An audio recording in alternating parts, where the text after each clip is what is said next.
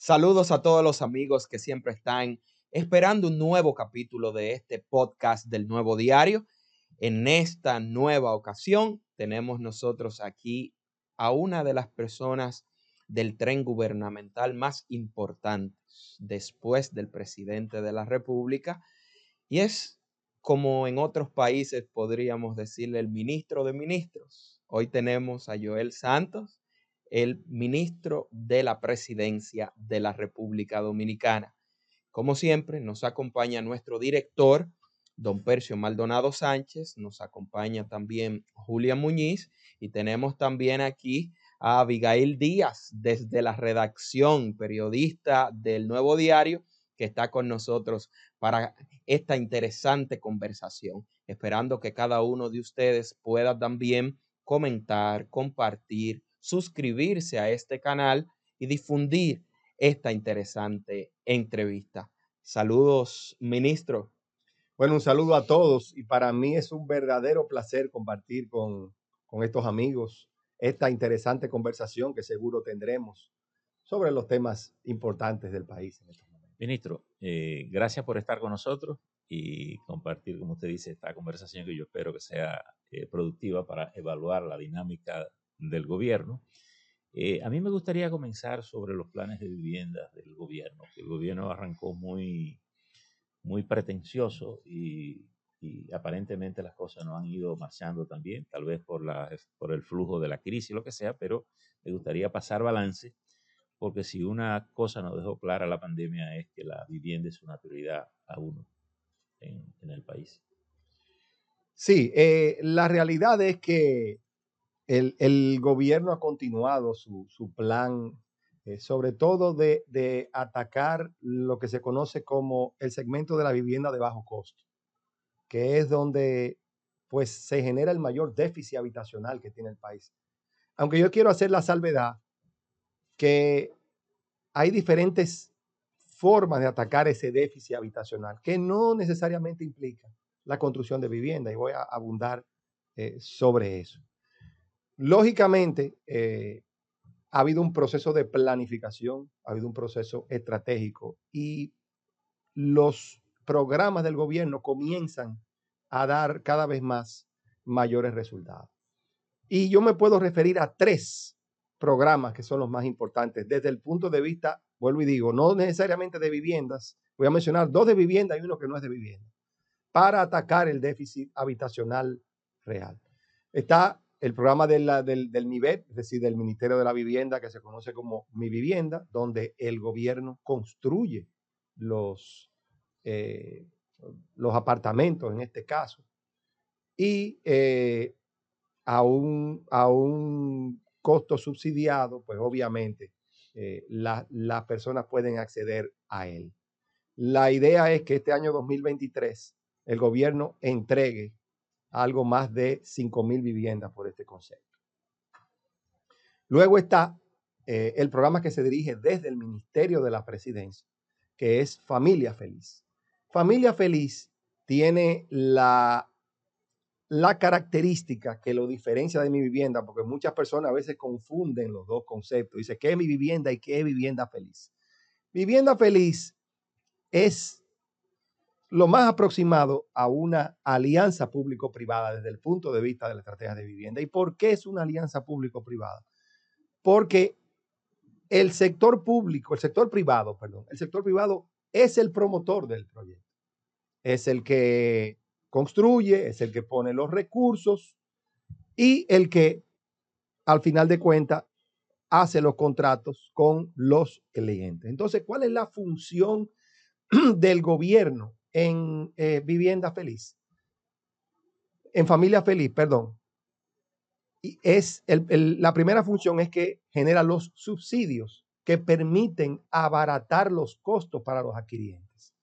No se regalan viviendas, sino que los adquirientes, luego de hacer un análisis social de la persona, es decir, que sea su primera vivienda, que tenga un rango de ingreso que le permita pagar este costo módico, porque obviamente la idea es que sea una cuota módica que la persona pueda manejar y generan varios tipos de subsidios. Hay el llamado bono ITEVIS, que es una eliminación del ITEVIS que carga la compra de la venta, que le permite reducir particularmente su inicial. Un bono tasa que le permite durante un periodo de 7 años subsidiar la tasa de interés. Normalmente estamos hablando de un 4%, es decir, hay un 4% menos en el interés. Esto lo pone el gobierno. Y también hay un subsidio particular para la mujer, es decir, para la jefa de familia que adquiera la vivienda, que es conocido como el bono mujer. ¿Por qué? Porque se quiere incentivar que aquellas jefas de familia que no tienen la posibilidad de tener su vivienda, pues también lo puedan adquirir. Luego está un tercer programa que no es directamente de adquisición de vivienda. Perdón, este año, se me estaba quedando, el gobierno plantea, junto con el sector privado, entregar unas 7,000 viviendas por ese concepto. Es decir, que estamos hablando entre las 7,000 de Familia Feliz y las 5,000, algo más de 5,000 de viviendas, de mi vivienda, estamos hablando de más de 12,000 viviendas que puede el gobierno entregar este año 2023. Entonces, hasta este momento, ministro, y lo que prevén hasta el momento de concluir los primeros 4 años del presidente Luis Abinader, ¿cuántas viviendas tienen ustedes estimados bueno, de entregar? estamos hablando de que si hacemos un análisis, yo entendería un conservador de otras 10,000 hasta agosto del 2024, en adición a esta, más las entregadas, podemos estar hablando de unas 30,000 viviendas. En total, entregadas por el gobierno dominicano. Estamos haciendo un análisis somero, estamos hablando de unas 30,000 viviendas. Yo soy muy conservador con la cifra. Yo entiendo que esas cifras se pueden superar. 30,000 en los distintos programas. En los distintos programas. No estoy incluyendo, y habría que estimar otras 5,000 o 6,000 viviendas, otras viviendas que se pueden entregar por instituciones que están haciendo labores de adecuación, por ejemplo, particularmente INAPA Renovación y urbana, la CAS, que están, por ejemplo, trabajando cañadas, y esas cañadas que se están trabajando, particularmente me voy a referir a 2, Guajimía, para mencionar una importante, y la cañada de Gurabo en Santiago, para mencionar también digamos, las 2 más importantes, pero hay otras más. Esas labores de adecuación de las cañadas, que tiene un impacto social impresionante. Yo les recomiendo a todo el mundo, voy a hacer un paréntesis, yo les recomiendo a todo el mundo que vayan a ver el trabajo, por ejemplo, de la cañada de Gurabo.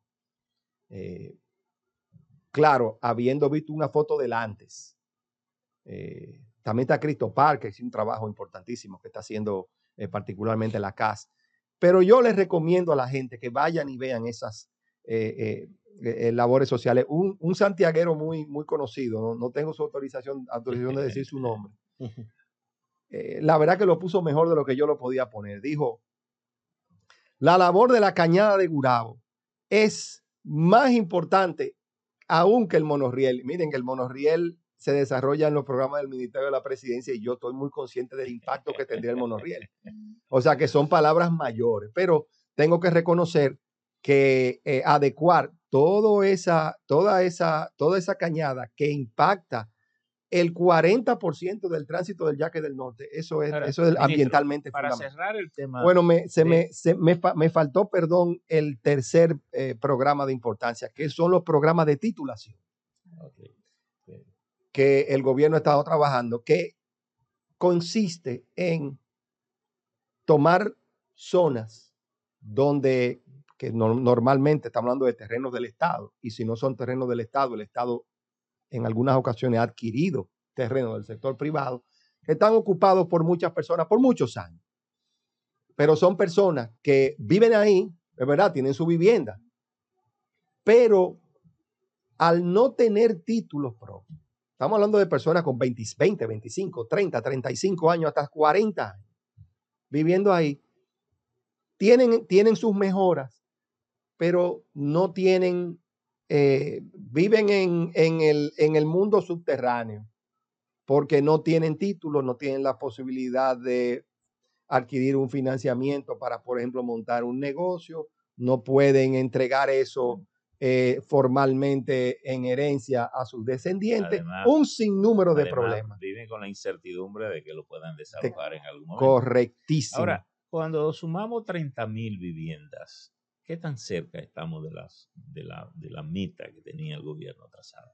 Bueno, yo pienso que yo quiero hacer una admisión aquí. Yo creo que el gobierno debió, en sus proyecciones iniciales, debió haber tomado el análisis de los periodos de implementación.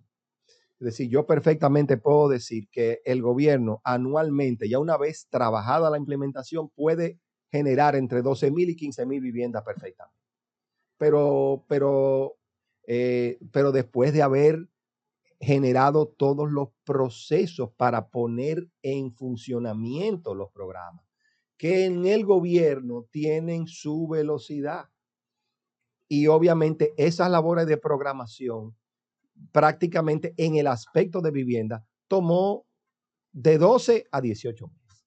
Esa es la realidad. Entonces, ahora, la capacidad sí está ya montada para esos programas corran de 12,000 a 15,000 viviendas anuales. Si uno esa conclusión suya sobre los obstáculos de la burocracia estatal, el otro plan que se hace necesario es el de la llamada burocracia cero. Así es. Es decir, cómo darle al Estado un sentido de eficacia en que las cosas no sean tan difíciles ni que se la pongan tan en China, que yo no sé por qué mandan a uno para China, siempre parece que China quedaba muy lejos, pero se la complican a la gente y al final la gente es la que construye el país. Y burocracia cero lo podemos enfocar desde dos vertientes. La vertiente productiva y la vertiente hacia el ciudadano. La vertiente productiva, obviamente estamos hablando de eliminar las trabas burocráticas para fomentar la inversión. Ejemplos más concretos, las ventanillas únicas. La ventanilla única que hemos escuchado hablar por años, pero de una manera... Yo estaba chiquito, sí, y mire cómo voy ya. Pero una han manera... resuelto muchos problemas donde se han realizado con los criterios adecuados. No, y sobre todo los tiempos de permisología se han ido reduciendo. Claro. Lo que pasa es que con la capacidad digital que hoy existe, todavía hay excelentes oportunidades para verdaderamente hacer una ventanilla única con una interoperabilidad entre todas las instituciones del Estado que tienen que ver con servicios. Y eso desde el punto de vista productivo, pero de cara al ciudadano, miren, a mí me gustan las cosas sencillas para que la gente, y hay una expresión que yo creo que resume lo que es la burocracia cero de cara al ciudadano, y es eliminar el concepto de que el ciudadano sea mensajero del Estado. Es decir, que sea el ciudadano el que esté constantemente con su lleva y trae de papeles para resolver un problema, que básicamente se convierte en un mensajero del Estado. Ve y tráeme todo, aunque sean los papeles tuyos, pero mira, ve y tráeme los papeles, tráeme tal papel, tráeme tal papel, tal papel, tal papel. Y obviamente la burocracia se come los procesos. Esa es la idea, eliminar ese concepto de mensajería. Comenzando que el Estado te dice que le lleva una certificación de que tú estás al día con los impuestos. Y tú dices, pero da usted que yo le pago. No, y los certificados de nacimiento, que ya por suerte eso se ha mejorado. Yeah. Pero venga acá, pero yo voy a, o sea, ¿cuántas veces voy a nacer? A veces hay situaciones de personas que durante años tienen una deuda acumulada con el Estado, tanto de que el Estado le debe a ellos por algún terreno que se declaró utilidad pública o cualquier otra cosa, y ellos también tienen la deuda de los impuestos de ese terreno, Entonces el Estado no le paga porque dice, págame mis impuestos. Entonces lo que deberían de hacer es, cóbrate lo tuyo y dame lo mío. Exacto, algo un poquito más eficiente. Ministro, hablando un poquito de eficiencia y quizás algunas pretensiones o promesas de gobierno, se encuentra el aspecto de la reforma policial. Eso fue uno de los ejes principales de las promesas de campaña del actual presidente Abinader. En un momento se pronosticaba o se proyectaba una reforma a 2 años. Luego de eso, de que se creó pues una estructura de personas de manera voluntaria o invitadas por el presidente a hacer asesorías. Luego de eso pasó a un proceso de que algunos se retiraron. Luego entró la figura del comisionado, que hoy en día forma parte de esa estructura, donde al final de cuentas pareciese que el cuerpo posee 3 cabezas y no una. ¿Hacia dónde se dirige esta reforma policial y cuál es real efectivamente, dentro de lo mismo que usted ha planteado ahora, en una planificación real, lo que nosotros los ciudadanos pudiésemos, en qué tiempo ver real y efectivamente resultados? Bueno, mira, yo te voy a comenzar respondiendo un poco al revés. La reforma policial ya está dando resultados. Lo que pasa es que se requiere de cierto plazo para que terminen de plasmarse esos resultados. Pero en los últimos meses, y obviamente a la gente no le gusta que le digan esto, pero es la realidad, es lo que las cifras muestran, y es que la criminalidad ha ido bajando, y sobre todo por el sistema de cuadrante. Ahora bien, reforma policial es un trabajo constante y que es difícil ponerle plazo, porque lamentablemente los retos de la criminalidad, o sea, la criminalidad no es algo fijo. Tú no estás atacando un blanco fijo, como la gente quisiera pensar. Como dicen, usted va mejorando, pero los criminales también se van sofisticando. Entonces es una reforma constante. El problema que le ha pasado a este país es que la criminalidad o los criminales han ido evolucionando y nuestro sistema no fue evolucionando. Pero no es un tema fijo.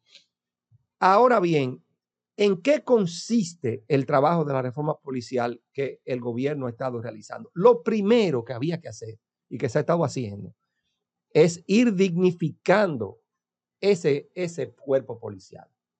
Un cuerpo policial mal pagado, un cuerpo policial poco protegido. Los salarios se han ido mejorando. Y eso era un paso que había que dar inicialmente. Y segundo, es la labor que más riesgo toma en la calle, independientemente de lo que las personas puedan pensar. Había que darle un seguro adecuado. Y todo eso se ha hecho. Ya tienen un seguro, vamos a decir, un seguro de más nivel que un seguro básico, que le da cierta certeza cuando esas personas están en la calle. Eso es irlo dignificando. ¿Seguro de salud o seguro de vida? Seguro de salud y seguro de vida. A ellos y a sus familiares. También había que ir trabajando de manera directa en la depuración policial. Porque yo siempre he dicho, hay muchos policías buenos, pero es verdad que no todos los policías son buenos. Entonces, todo ese proceso se ha venido haciendo. Y luego, el más importante y el más difícil de todo, y el que más tiempo toma, que es la educación de esos policías, que para mí es la clave de la reforma en el mediano y en el largo plazo. Y la razón por la cual el proceso toma tiempo. Bueno, me falta un cuarto elemento, que es la estrategia, que eso se ha ido trabajando. Pero me quiero referir de manera específica al tema educativo de la policía. Los policías aquí prácticamente no recibían entrenamiento. El entrenamiento era muy básico, muy poco sofisticado. Se ha creado una comisión de reforma educativa de la policía con miembros, no solo de la policía, y asesoría internacional, sino también con expertos educadores del sector privado que han hecho, señores, un trabajo que es de primera en crear una currícula a nivel, pero también hay que, y en ese proceso hay que adecuar los centros de entrenamiento. Porque usted no puede, hay que ir a alguno de estos lugares. Y yo lo voy a decir, la verdad que, ¿cómo usted va a entrenar un policía en un lugar con unas literas totalmente mal estado? Y todo eso? O sea, volvemos al tema de la dignificación de la policía. Usted no espere sacar un policía adecuado. Dígame, si usted lo trata, desde el principio le manda el mensaje que no es digno la función policial. Entonces, se está trabajando, se está haciendo los procesos para adecuar esos centros de entrenamiento policiales con la idea de que se puedan entrenar en periodos de 6 a 7 meses unos 3,000 policías. Ministro. Lo cual es un trabajo importante, pero sin lugar a dudas, además del elemento estratégico que ya mencioné, lo que claramente va a arrojar mayores beneficios. Ahora bien, no esperemos que de la noche a la mañana nosotros tengamos una policía transformada. Y eso yo las expectativas sí me gusta mantenerlas dentro de la realidad. Pero tengo que reconocer que las cosas se están haciendo por el camino correcto, una verdadera transformación que poco a poco iremos viendo. Ministro, los jóvenes son el futuro. El futuro y el presente. Sí, sobre todo. Y cada vez son más jóvenes. Sí. Pero porque hay que... el ministro, ¿verdad? Sí. Comenzando con el ministro. Y cada vez son más porque los organismos internacionales van aumentando el rango de edad con toda la razón. Y entonces ya nos sentimos incluidos. Qué bueno. Pero se interesan los jóvenes por ser policía. ¿Qué está haciendo el gobierno para hacerlo atractivo, para que sirvan a la nación? Precisamente lo que acabamos de mencionar. Mejoras salariales, mejoras en su proceso de educación. Y es verdad que falta un elemento mercadológico que también se va a ir trabajando. Y esa dignificación tiene que ver en ir generando un clima de confianza y de que verdaderamente usted es policía y usted no tiene que sentirse mal de decir que usted es policía. Y creo que eso es un trabajo que también tomará su tiempo, pero que se irá haciendo. Por eso que yo digo que no contribuye cuando la población habla de una manera tan despectiva, generalizando, porque de nuevo, como yo dije, hay de todo, pero hay policías muy buenos. Pero no habría una mayor cercanía si los altos policías van hacia las escuelas y los colegios a hacer charlas, a mostrar las facilidades todo lo positivo que sería ser un policía. Qué bueno que tú lo mencionas, porque eso es parte también del proceso, pero queremos avanzar en los centros de entrenamiento para lo que vayamos a promover claramente pueda ser cumplido.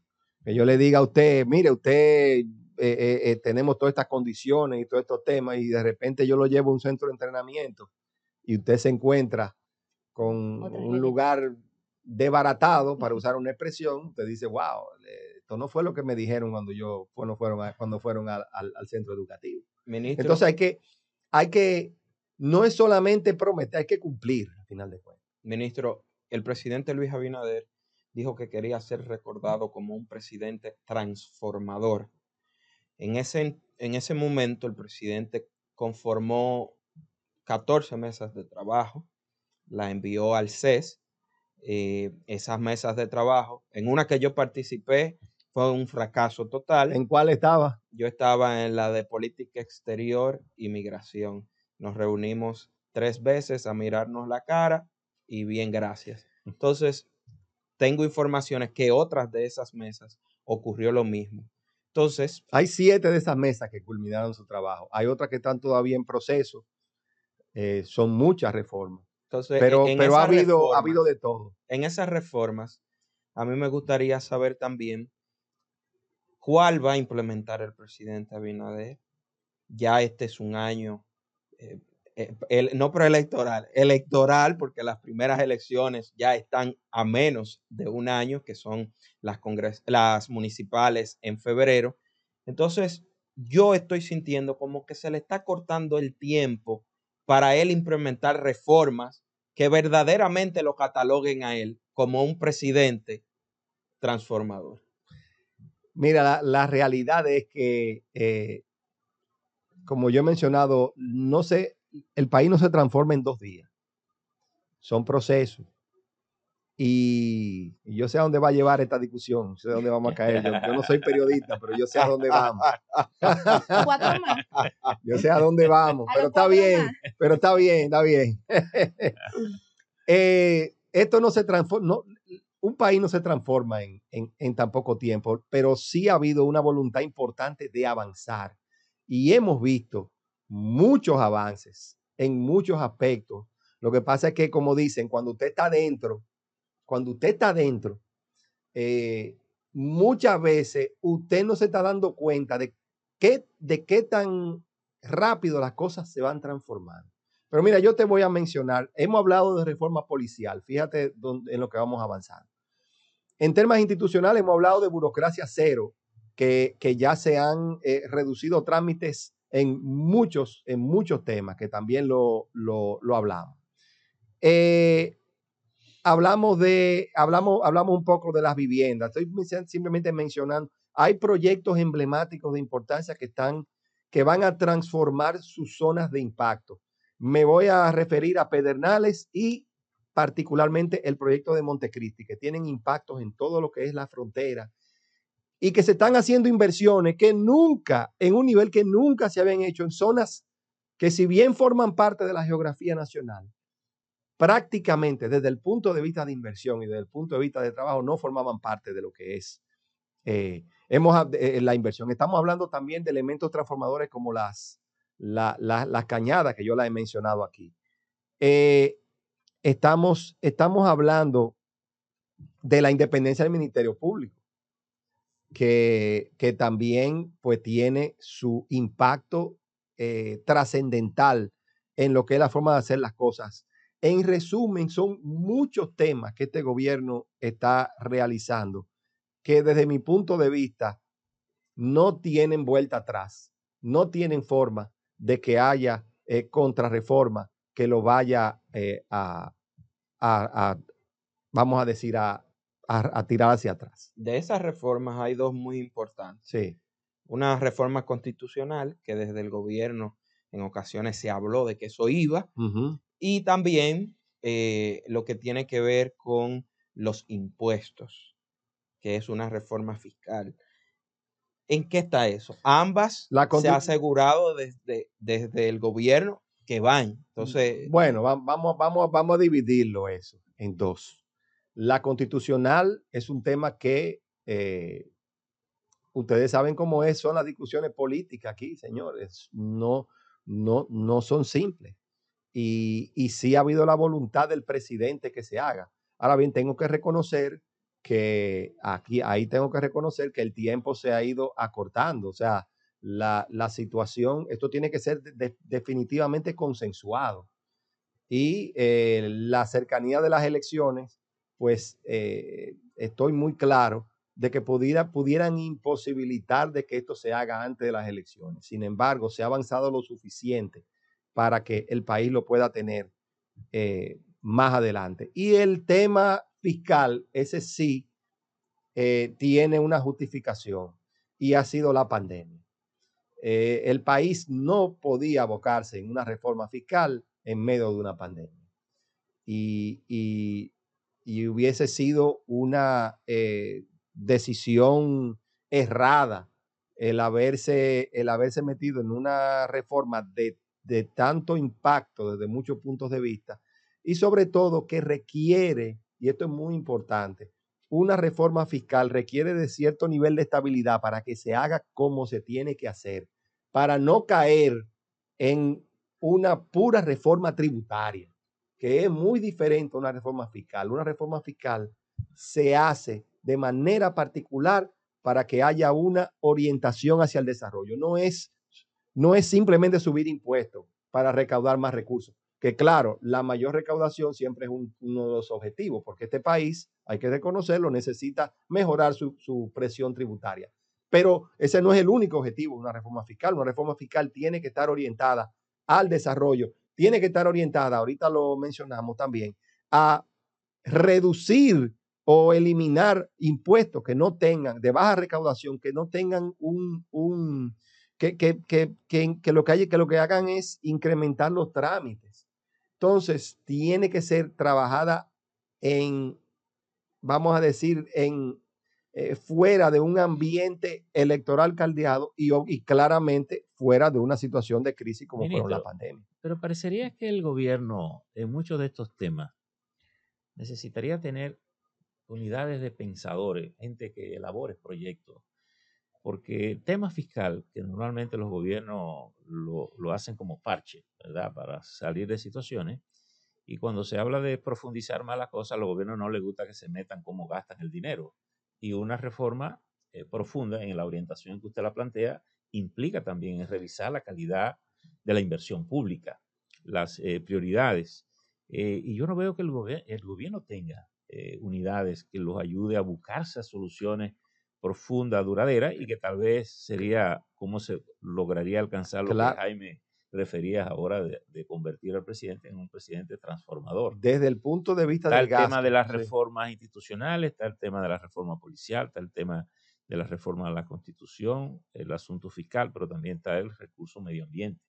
E incluso el turismo, el mismo turismo, que es un tema que el gobierno le ha puesto una atención particularísima. Sí, claramente el tema y yo creo que el gobierno sí tiene, y de hecho lo está haciendo, el gobierno está analizando constantemente lo que es su estrategia de inversión y su estrategia de gasto, al grado, y eso yo lo puedo decir con total firmeza, que este gobierno, si bien ha tenido una estrechez fiscal generada por la misma situación que hemos vivido, donde el gobierno ha tenido que subsidiar de una manera importante los combustibles, donde ha tenido que lidiar con un subsidio eléctrico importante, dada la situación en la que nos hemos encontrado, donde hemos tenido que subsidiar productos agrícolas para poder sostener una suficiencia alimentaria que ha sido estratégica en estos momentos. A pesar de todo eso y de ese importante gasto social, el gobierno ha sido eficiente gastando cada peso que ha tenido a su disposición.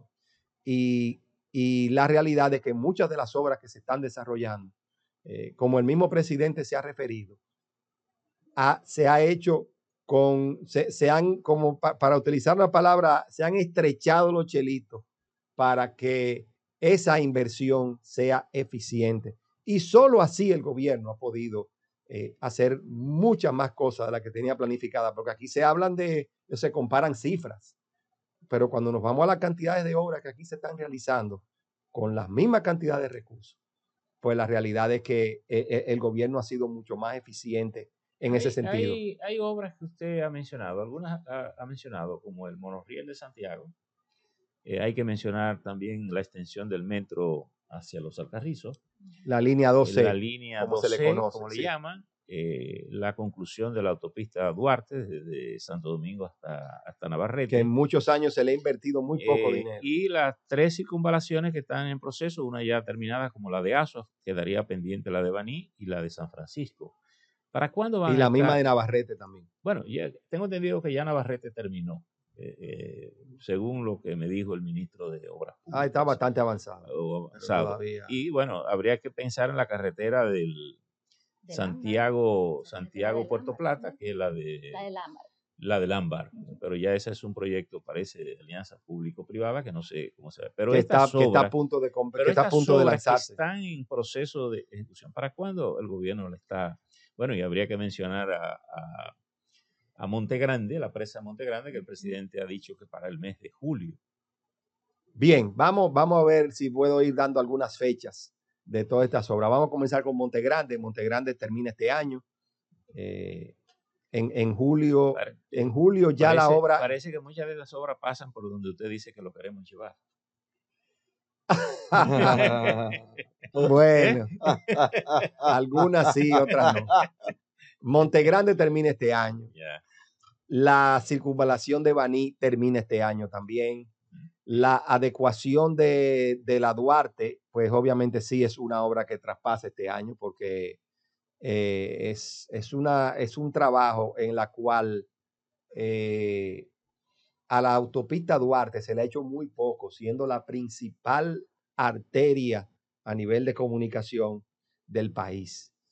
Y no solamente estamos hablando Santo Domingo, Santiago, estamos hablando Santiago, Montecristi, que también está incluido particularmente Navarrete, Montecristi, que es un proyecto del BID, que tiene como objetivo inclusive eliminar muchos de los llamados policías acostados que están ahí en esa carretera, que lo convierten casi en un camino vecinal. La autopista Duarte, yo quiero destacar dentro de sus obras la inclusión de los llamados retornos. Sí. Pónganse a pensar, la autopista Duarte no tiene retorno. No, actualmente. No tiene retorno la autopista Duarte y es uno de los grandes causantes de accidentes. Muchas vidas se salvarán con ese trabajo, con esa obra de la autopista Duarte. Está también bueno, ya hablamos de la circunvalación de San Francisco. Esa obra está todavía, le falta. La fecha yo tendría que revisarla porque quiero dar fechas más exactas. ¿Cuál otra obra me falta? Bueno, hablamos del monorriel. El monorriel de Santiago. está en dos etapas. El monorriel tiene una etapa en el 25 y una en el 26. No hablamos de el teleférico de Santiago, que termina a final de este año. El teleférico de los Alcarrizos, que se inaugura el 28 de abril de este año. Esas son obras de mucha importancia que sin lugar a dudas van a transformar lo que es la comunicación, particularmente de las dos grandes urbes del país, que es Santo Domingo y Santiago, y ni decir el impacto que tendría también la circunvalación de Baní hacia el sur, que hay que incluir otros trabajos que está haciendo el gobierno en lo que es la autopista desde Enriquillo a Pedernales, que va mejorando lo que es la comunicación hacia este proyecto turístico que está en desarrollo, y una carretera que el gobierno tiene que iniciar en esa zona, que es la comunicación entre Pedernales y Duvergé, porque la idea es que el centro turístico de Pedernales sea inclusivo para todas las provincias de la llamada región Enriquillo. ¿Cuáles son las provincias de la región Enriquillo? Estamos hablando de Barahona, o sea, no solamente Pedernales, estamos hablando de Barahona, estamos hablando de Bauruco, y estamos hablando de la provincia de Independencia. Si buscamos esas conexiones ahí por zonas de desarrollo, los esfuerzos que se hacen en Manzanillo y se hacen en Pedernales, parecería que hace necesario replantearse la carretera internacional que una la frontera de punta a punta. Yo entiendo que sí, esa discusión sí me lleva a donde vamos a llegar. Es decir, sí es un proyecto de más adelante, pero sin lugar a dudas la conexión a lo largo de la frontera va a ir tomando más importancia en la medida que Pedernales se vaya desarrollando y en la medida que Montecristi, que también impacta a diferentes provincias, ese puerto de Montecristi, una inversión de $46 millones que ya está generando inversiones en el sector privado por encima, oigan, por encima de los $2,000 millones se están invirtiendo en la zona de Montecristi. A propósito de la frontera. Y para terminar eso, impactará no solamente Montecristi, sino Santiago Rodríguez, Valverde y Dajabón. Mire, a propósito de la frontera, le quiero plantear este tema. Ha dicho Canadá, frente a una propuesta que le hizo Estados Unidos, que no va a mandar militares a Haití, ni tampoco va a conducir una operación de intervención y se va a limitar a dar algunos aportes. Estados Unidos ha dicho que ha intervenido mucho y que no se vería bien hacerlo, porque se han puesto muy, muy modestos, ¿verdad? Muy razonables, pero no dicen que no van a invertir en Haití y han anunciado un plan que ellos llaman de fase, una conversación, una cosa, pero no hay una intervención. Aquí se fue Joseph Borrell, estaba aquí, de Unión Europea, y coincide con el presidente de que Haití necesita una intervención, pero obviamente sin la participación de Estados Unidos difícilmente alguien se pueda meter allí. ¿Qué es lo que vamos a hacer con Haití? Porque Haití cada vez se lo están dejando más República Dominicana, a pesar de que el presidente dice que no somos una solución para Haití. Y creo que todos coincidimos en esa realidad. No es una opción para República Dominicana hacerse cargo de Haití.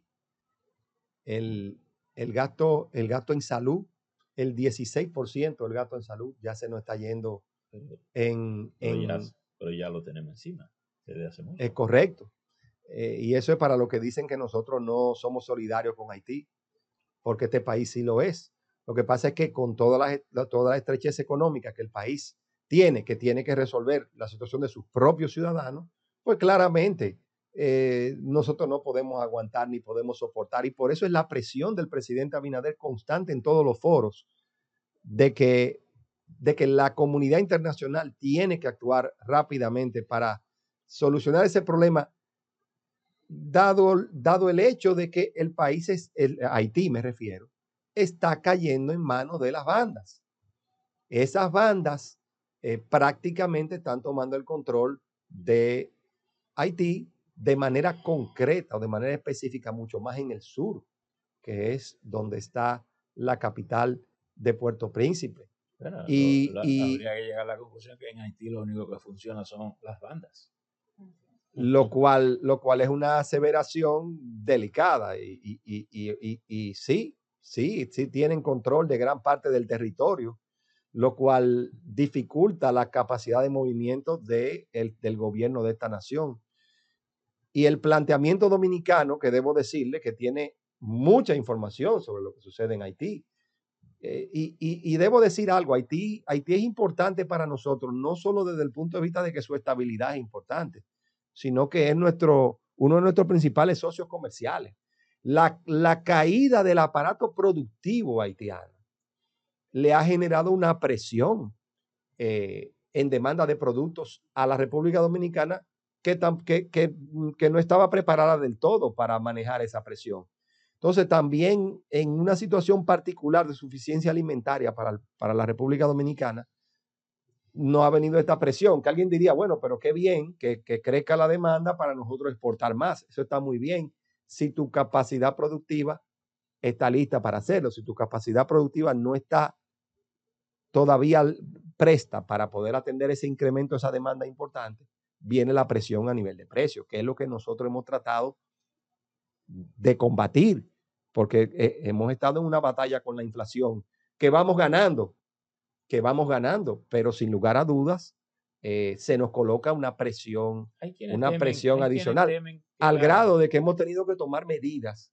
Y miren que no son medidas que yo en un ambiente tradicional hubiese estado de acuerdo, pero en un ambiente especial, pues hemos estado de acuerdo, que inclusive hemos tenido que, por momentos, limitar las exportaciones de algunos productos, como el caso particular de la harina y el caso particular de los huevos. Sí. Tuvimos que tomar medidas para proteger a los ciudadanos dominicanos de incrementos de precios de esos productos.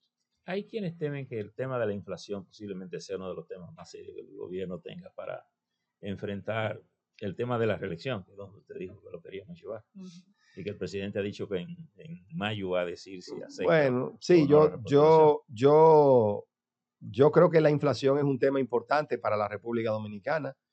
Y la importancia viene dada a que lamentablemente las personas más vulnerables no tienen mecanismos de defensa contra la inflación. Y por eso el gobierno ha sido tan acérrimo en defender la inflación, al grado de que en los últimos 12 meses la inflación ya está por debajo del 7%, lo cual en este ambiente ha sido un éxito. Ya nos estamos acercando a nuestra inflación objetivo, que siempre será más o menos 4%, es decir, un punto por encima o un punto por debajo del 4%, que es nuestra inflación objetivo en periodos normales. Y la verdad que el gobierno, en combinación con el Banco Central, en términos de política monetaria, pues se ha hecho un esfuerzo importante para que la inflación se mantenga bajo control en la República Dominicana. Ministro, retomando un poquito la pregunta anterior vinculada o relacionada al tema de Haití, que ha sido pues obviamente un mensaje que ha transmitido el presidente, como usted mismo señala, en todos los foros y en la cumbre ahora habló de la importancia de pacificar Haití. Y lo seguirá haciendo. y encontró apoyo de otros mandatarios que también se sumaron al discurso, pero falta la parte del apoyo para ejecución. Entonces, la gran pregunta es que en este trayecto ¿no? Como usted mismo dice, sí, lo seguirá haciendo, pero en este trayecto donde la crisis continúa, que continúa pues el proceso de que cruzan, nosotros tenemos el gasto de devolverlo, pero vuelven y cruzan, donde incluso hace poco se mostraba que era más económico que volvieran a lo que nos costaba a nosotros como país llevarlos por el tráfico que muchas personas utilizaban para hacerlo. ¿Cuáles acciones quizás pudiese haber en carpeta en caso de que esa comunidad internacional nunca nos diese ese apoyo que necesitamos? Es que para nosotros no es una opción. Nosotros obviamente, primero sí tenemos que seguir haciendo cumplir nuestras leyes. Esa es una realidad. Pero tenemos que seguir presionando, porque es que la única solución tiene que venir con la comunidad internacional. No es una opción que República Dominicana se haga cargo del problema haitiano. No es una opción para nosotros. No podemos estar obligados a lo imposible. No podemos estar obligados a lo imposible como país. Nosotros tenemos que responder primero a nuestros ciudadanos y a las necesidades de nuestros ciudadanos.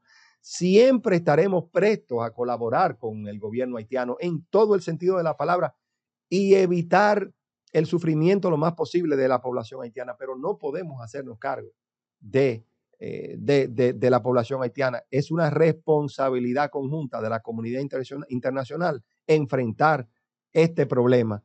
Y como hemos dicho en diferentes ocasiones, porque tenemos información histórica al día de lo que sucede allí, claramente la única solución tiene que venir con una intervención que ha sido inclusive solicitada por ellos mismos. Pero, ministro, estamos viendo que Jovenel Moïse hace más de un año que lamentablemente fue asesinado en una situación donde ya hay una persona que en los Estados Unidos se declaró culpable. Y en este tiempo vemos que la comunidad internacional no hace caso a los innumerables llamados que ha hecho la República Dominicana en todos los escenarios habidos y por haber sobre una intervención para Haití. Entonces, ¿qué más vamos a hacer? ¿Vamos a seguir clamando en el desierto? Bueno, yo no lo considero que es clamar en el desierto. Obviamente todavía no ha sucedido, pero hay que insistir, porque esto es un tema tan importante para la República Dominicana y seguir adicionando aliados en este sentido. Y la estrategia, porque ya no es República Dominicana, y la cumbre iberoamericana fue una muestra de ello. Tal vez las personas no lo vean como un avance porque la situación sigue, pero cada vez más son más países los que están reclamando, y esos son, señores, estrategias diplomáticas que van generando su resultado. Y no ¿Cómo será, que dicen, ministro, que la política es el arte de lo que no se ve? Sí. Y en realidad, República Dominicana lo que no puede es desistir de su insistencia y de su labor diplomática para seguir persiguiendo este objetivo tan importante para el país. Y será, ministro, que lo que no se ve realmente es que esos grandes países miran para otro lado para que la República Dominicana sirva como estado tapón y no lleguen los haitianos a los países de ellos, donde ellos lo han sacado, como Estados Unidos, como Canadá, como hasta Cuba los ha sacado de su país. Yo no sé si han sido exitosos evitando que lleguen. Señores, los flujos migratorios, miren, a menos que las condiciones mejoren, los flujos migratorios no se terminan deteniendo de manera constante. Usted puede tomar medidas para resistir, que es lo que nosotros mismos hacemos, pero por eso es que nosotros insistimos en la intervención o en la pacificación o el término que se quiera utilizar. Porque la única manera de detener, y no solo República Dominicana, lo que pasa es que nosotros cargamos el dado pesado, como dice. Claro. Pero lo tenemos al lado. Pero esa es la única manera es mejorando las condiciones en el propio territorio. ¿Y cómo está en todo esto? Hablamos de el escenario internacional.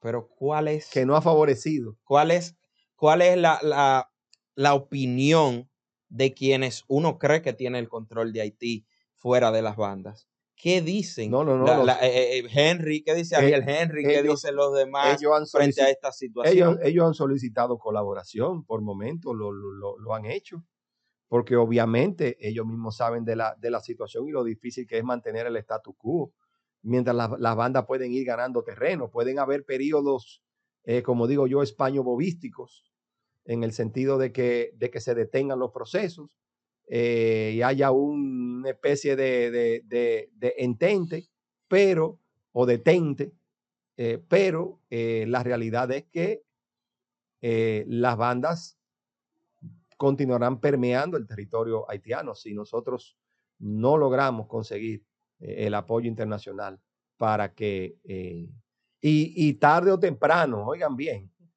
tarde o temprano tendrá que suceder, tarde o temprano tendrá que suceder. Ministro, así como los Lo que no haitianos, podemos dejar de insistir. exacto. Ministro, así como los haitianos entran al país en busca de una mejor vida, muchos dominicanos optan por salir de República Dominicana y quizás no de la manera legal. ¿Es la eliminación de la visa Schengen una solución a esa situación? Que permitiría entonces a los dominicanos viajar a países europeos sin la necesidad de los trámites o de las trabas que presenta pues viajar a esos países. Bueno, el tema de la visa Schengen es, al final de cuentas, también otro logro burocrático, otra eliminación de otra traba burocrática para que los dominicanos de todas las clases puedan ir a Europa. Lo que nosotros decimos es que nuestras condiciones económicas como país, en términos generales, nosotros somos un país de ingreso medio, donde sí es verdad que hay dominicanos que se mueven al exterior, eso es una realidad, pero es un país que tiene condiciones socioeconómicas por encima de otros países que tienen o que no tienen la necesidad de los visados. Por lo tanto, lo que estamos reclamando es igualdad de criterio en ese sentido. Pero no se convertiría en un problema, ya que ahora la vuelta sería para Europa. Bueno, yo Sí. creo que hay una vocación migratoria, sí, estoy de acuerdo. Todo eso se tomará en cuenta, pero vuelvo y repito, ya nosotros no somos el país que éramos hace 30 años. La República Dominicana ha tenido una mejora importante a nivel socioeconómico a lo largo de a lo largo del tiempo, y creo que sin lugar a dudas, estamos en condiciones de manejar una situación de ese tipo. Ministro, quería conectar. Usted dijo que la inflación va a ser un tema complicado, siempre es un tema complicado. En el medio de del ambiente internacional en el que vivimos, sí hay que defenderlo a todas costas. Y del ambiente electoral. La pregunta es, ¿le compensa al gobierno los procesos judiciales, ya que el Partido de la Liberación Dominicana ha dicho que son procesos políticos el efecto de la inflación a los fines electorales? Bueno, vamos a ver si capté bien la pregunta. Si pueden compensar los efectos de los procesos judiciales, los efectos negativos de la inflación. Es que lo primero que quiero, vamos a comenzar al revés. Es que yo creo que el país tiene definitivamente bastante controlado el tema de la inflación dadas las circunstancias. Yo no sé qué tan exitosos puedan ser en utilizar la inflación como bandera política. No sé qué tan exitosos lo hayan sido, porque en el fondo es verdad que siempre es un tema sensible el costo de la vida. A lo largo de la historia, cuando usted hace las encuestas, el costo de la vida siempre será un tema. Pero dadas las circunstancias, señores, vuelvo y lo repito, que nosotros hayamos mantenido por debajo de un 7% en los últimos 12 meses la inflación, es más un logro. Es más un logro y lo que el gobierno no puede soltar el pie del acelerador en cuanto al control de la inflación. Es decir, está en manos del gobierno mantener esa situación bajo control. Reitero, dentro de un ambiente internacional difícil, donde la guerra entre Rusia y Ucrania, si bien parece una guerra local, su impacto por los dos países, que son dos graneros. Eso es lo particular de esta, son dos graneros. Esa particularidad, pues, prácticamente genera que la guerra sea de carácter global, o el impacto de esa guerra local sea un impacto global. Y no compensan los procesos judiciales, no aprecia la gente los procesos judiciales como una manera de Es que yo no gobierno. debo mirar los procesos judiciales como políticos. Yo creo que no debemos caer en ese error de mirarlo así. ¿Usted no comparte el criterio del presidente Medina y del partido? Yo entiendo que los procesos judiciales son procesos del Ministerio Público, que tienen que encargarse, que tienen que llevar a las personas a la justicia y culminar sus procesos. Politizarlos es un error y un retroceso para el país. Ministro, ¿cuál es el punto de vista de la presidencia sobre el hecho que ocurrió el pasado domingo entre los dirigentes y militantes del PLD y las autoridades? Ellos dicen que le lanzaron bombas lacrimógenas. Yo creo que mi respuesta es la misma sobre ese tema. Yo creo que los temas de justicia se deben discutir en la justicia. Si es algo cierto, todo el mundo tiene derecho a protestar. Eso es un derecho inalienable. Pero al mismo tiempo también la policía tiene que mantener vamos a decir, la paz social. Y al final lo que estamos hablando es un balance entre la paz social y los derechos de los ciudadanos, en los cuales tenemos que encontrar un camino, un punto intermedio que sea una solución. Ministro. Pero la justicia tiene que encargarse de los temas de justicia. Ministro, cuando estabas escuchando, vemos que al presidente Abinader le ha tocado pues, una gobernanza en unos tiempos bastante complejos y difíciles. A mí siempre hay una inquietud que me surge cuando las designaciones también son en medio de procesos un poquito difíciles. En el caso suyo, a mí me gustaría que nos hiciera un poquito la anécdota de cómo fue que lo llamaron y le dijeron que usted iba a ser el designado, el elegido, porque no es lo mismo, no, al principio, cuando arranca, a cuando ya hay un cambio y le dicen, fulano, ven acá. Hagan esa anécdota. Esa tiene una respuesta sencilla, déjeme decirle. Pero antes yo te voy a decir, yo sí te quiero decir una frase sobre algo que tú mencionaste de que al presidente Abinader le ha tocado gobernar en periodos difíciles y esa es una realidad. Y yo a eso hago el siguiente comentario. Yo digo que lamentablemente para el presidente, a él le ha tocado gobernar en tiempos difíciles. Él ha tenido la mala suerte de que le ha tocado gobernar en periodos difíciles. Pero al mismo tiempo debo decir que el país ha tenido la suerte de que en ese periodo difícil le ha tocado a Luis Abinader. Ahora te respondo porque es una respuesta muy, muy sencilla y yo creo que tú casi la puedes adivinar. Obviamente mi relación con el presidente viene de mucho tiempo, nos conocemos y él siempre sabe o siempre ha sabido de que puede contar conmigo para las situaciones difíciles que se podían generar. Y esta conversación fue muy simple. Bueno, una llamada, un planteamiento y un vamos arriba. Yo quiero terminar esta conversación. Así sucedió. Con un tema que conecta con esa relación de ustedes y el presidente, que es el tema del turismo. Y parte de los proyectos más importantes que el gobierno tiene identificado y yo diría que el factor tal vez más dinamizador de la economía ha sido justamente el turismo. ¿Cómo van los proyectos turísticos del gobierno? ¿Cuáles son los propósitos que el gobierno tiene para este y para el año 2024? Bueno, claramente el sector turístico ha sido un sector clave en la recuperación económica del país. Es sorprendente como un país que tenía, a diferente a otros, no tenía materia prima, las cuales han sido las más afectadas. No producimos petróleo, éramos uno de los países llamados a sufrir de manera más profunda la crisis que ha habido. Sin embargo, con el turismo delante, el país ha generado su crecimiento. Y es sorprendente de que en el 2022 ya nosotros estemos rompiendo récord en cuanto a llegada de turistas, generación de divisas.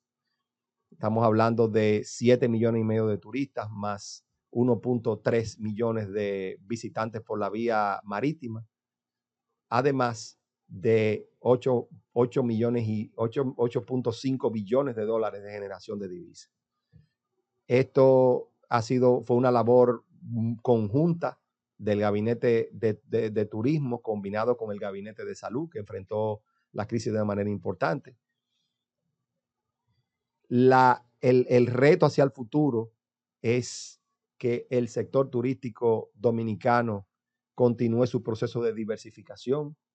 Habiendo superado la crisis, ahora es diversificación en cuanto a destino, diversificación en cuanto a las facilidades que estén dispuestas para los turistas que nos visitan. Es decir, todavía hacer más inclusivo el turismo a todas las zonas del país para que el beneficio y la derrama económica pues vayan más allá de los centros turísticos. Pocas palabras, que los turistas puedan visitar todos los puntos del país. Bueno, muchísimas gracias, ministro, por esta interesante conversación. A los amigos que siempre nos siguen en el podcast del Nuevo Diario, que puedan también suscribirse a este canal, comentar y compartir para que sus amigos y familiares también puedan disfrutar de esta interesante conversación.